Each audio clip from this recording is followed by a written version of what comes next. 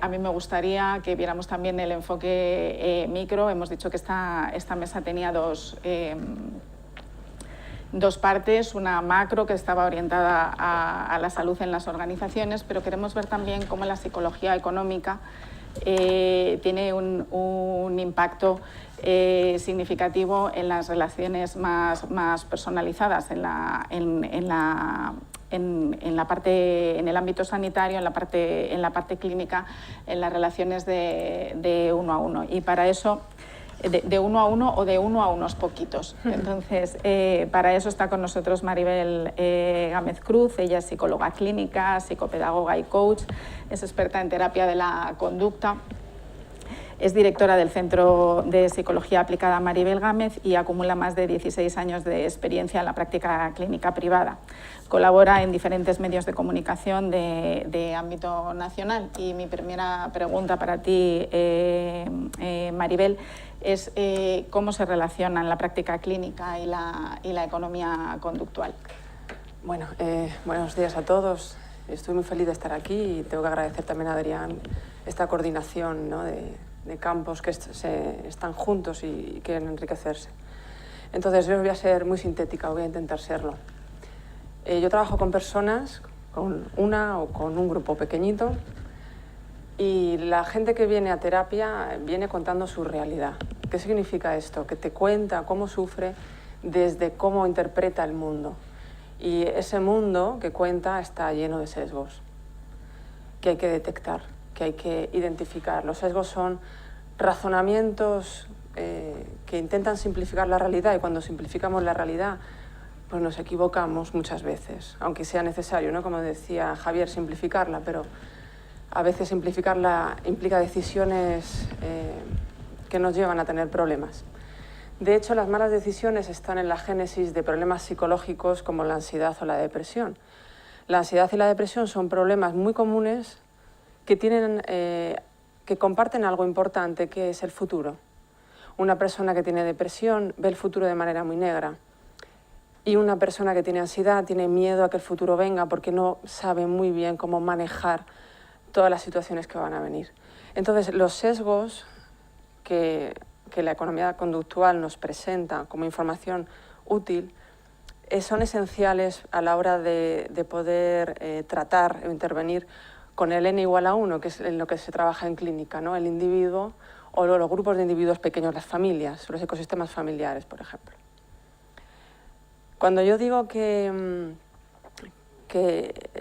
estos sesgos están en la génesis de problemas psicológicos muy comunes, hablo muchas veces como de dos momentos en terapia. Uno de ellos es cuando la gente viene y tiene ideas equivocadas o erróneas sobre la realidad y por lo tanto toma decisiones en base a esas decisiones, a esas ideas, pero no ha desarrollado patología todavía, no tiene un trastorno depresivo, no tiene un trastorno de ansiedad generalizada que lo condicione de una manera fuerte.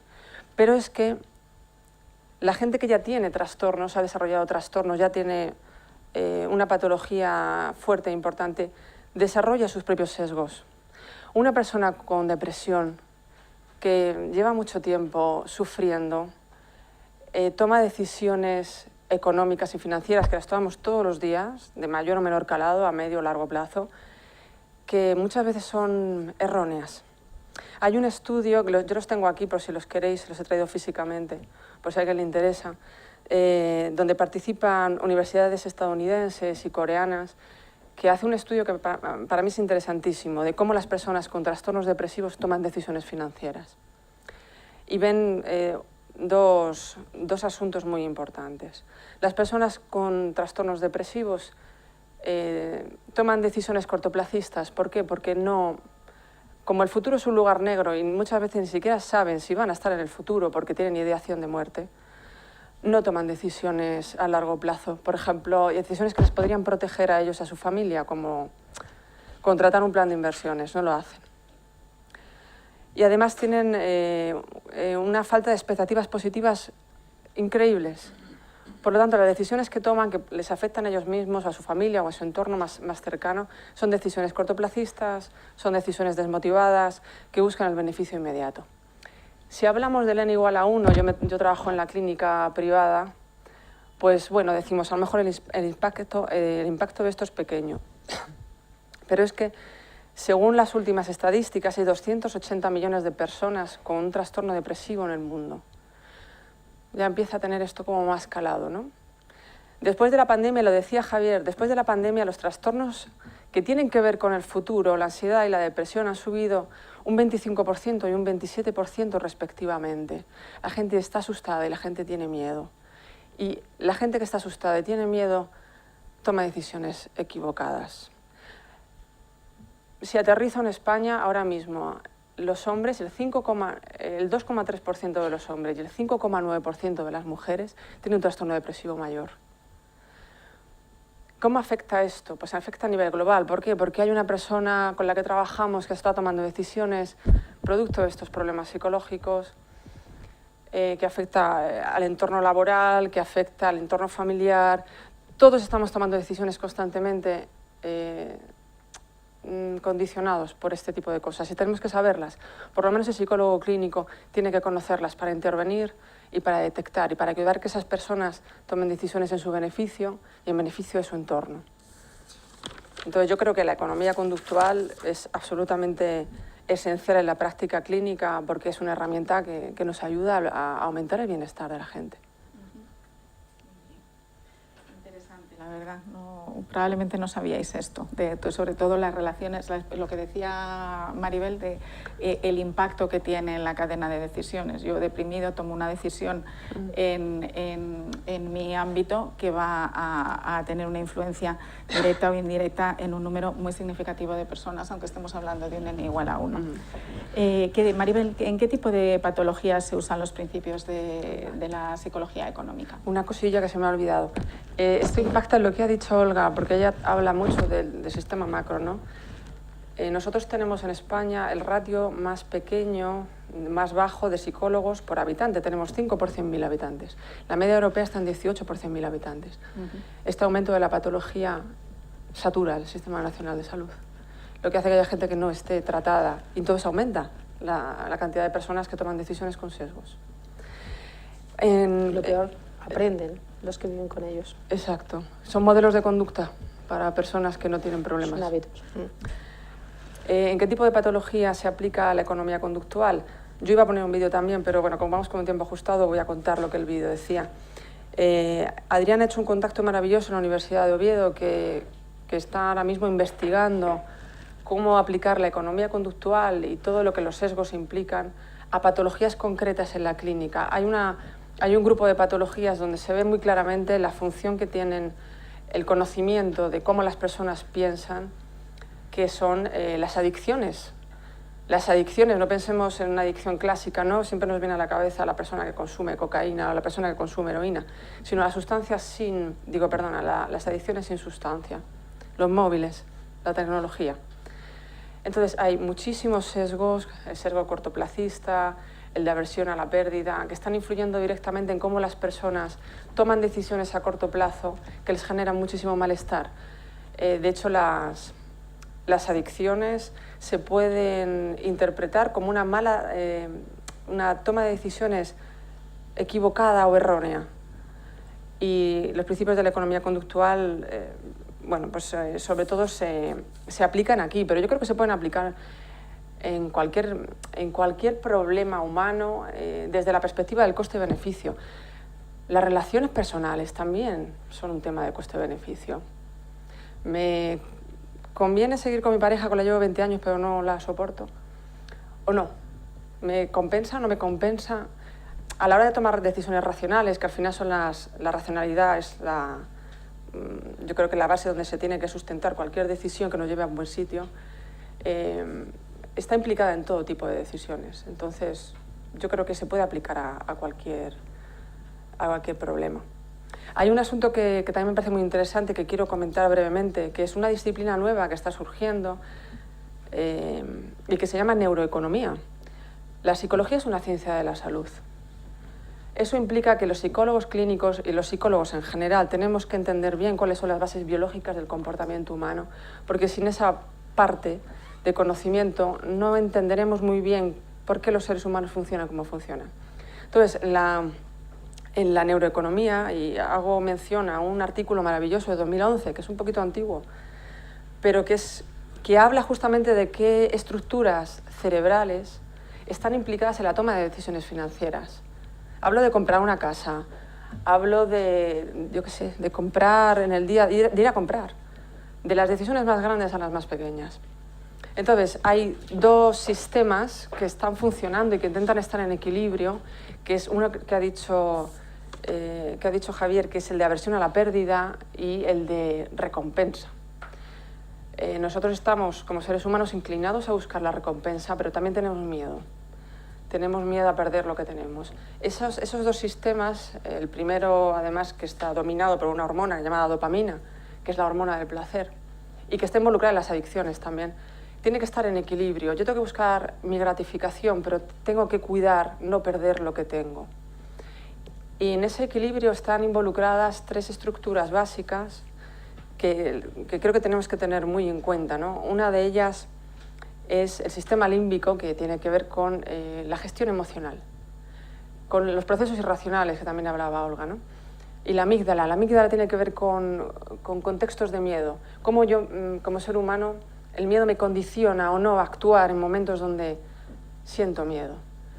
Entonces el sistema límbico está muy activado. En el artículo, si alguien lo quiere ver, se explica muy bien. La neocorteza, la zona nueva del cerebro, que nos diferencia y mucho de otros animales, donde se implica la planificación hacia el futuro, lo que hablábamos antes, de qué decisiones económicas tomo yo, ¿no?, hacia el futuro. Ahí está esa zona muy activada. Y luego el núcleo accumbens, que es una estructura que está en la porción rostral de los hemisferios cerebrales.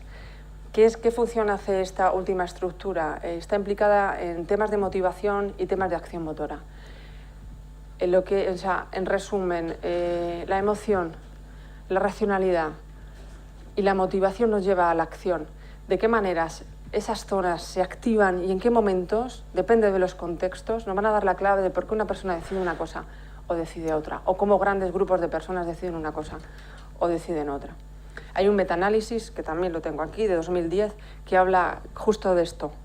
Principios conductuales, estructuras cerebrales y psicología clínica.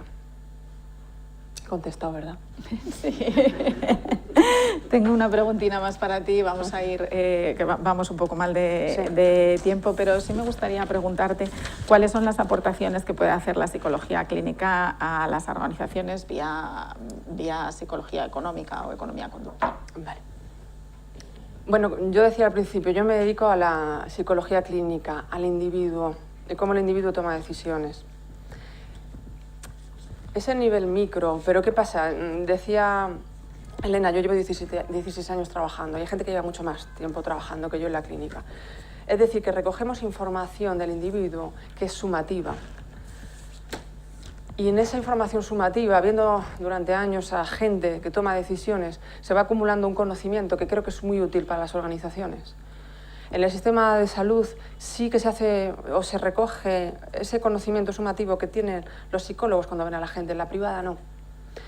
Y yo creo que es esencial que empecemos a recoger, como ciencia de la salud que somos, esa información, porque esa información es vital y es conocimiento de cómo hay grupos de personas que tienen ciertos sesgos, de cómo esos sesgos cambian en el tiempo, de cuáles se hacen más importantes unos que otros. Entonces, para que las organizaciones tomen decisiones que sí son buenas y racionales para el bienestar de la gente, para que la gente esté motivada, para que la gente sea productiva, para que la gente sea eficaz, tiene que tener esa información que puede venir de la clínica. O eso es lo que yo creo. Hay un estudio muy reciente de 2023 que evalúa en las empresas del IBEX 35, empresas que siempre hay que tener muy en cuenta. ¿Por qué? Porque son las que manejan todo. El 64% de las empresas del IBEX tienen políticas de bienestar o políticas de salud encaminadas a que los trabajadores, bueno, pues hablen con naturalidad de la salud mental, vivan con naturalidad. Bueno, pues si tienen algún problema, poder hablarlo y exteriorizarlo a través de políticas de conciliación, a través de formación y sensibilización o de incluso de plataformas tecnológicas donde la gente puede hablar de lo que le ocurre. Porque obviamente en las empresas del IBEX 35 hay mucho estrés y el estrés es algo que se puede gestionar con principios de economía conductual. Entonces, yo creo que la presencia de psicólogos clínicos en las empresas que puedan detectar los sesgos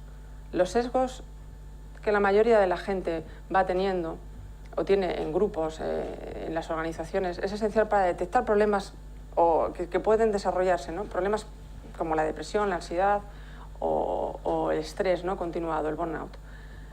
Creo que es esencial el papel del psicólogo ahí para detectarlo, pero también, y hay una cosa muy interesante que decía Javier antes, es los sesgos no son malos en sí, se pueden encauzar. Por ejemplo, el sesgo presentista en perfiles informáticos, yo que tengo, por lo que sea, tengo mucho contacto con gente informática, sé que se les demanda actuar rápido. Tengo un problema con mi sistema informático en mi empresa. Me lo tienes que resolver ya. El sesgo presentista, en este caso sería encontrar una solución para tener un reforzador inmediato, es un buen sesgo. Pero lo que hay que cuidar es que eso, en las personas particulares o en los pequeños grupos, no desencadene miedo al futuro. El sesgo presentista puede desencadenar con facilidad un miedo a no cumplir expectativas, ya que una persona desarrolla un trastorno de ansiedad que le paralice o le bloquee, y ya tenemos una persona desmotivada, o una persona que se da de baja, o una persona no productiva. Entonces yo creo que hay que vigilar los sesgos. La economía conductual es una herramienta clave para poder hacer eso y para que el psicólogo clínico pueda intervenir en las empresas que lo puedan necesitar. Genial. Maribel, yo quiero, no sé si tenemos alguna pregunta por ahí, Juanjo. Yo quiero agradeceros a las dos todas las aportaciones que habéis hecho.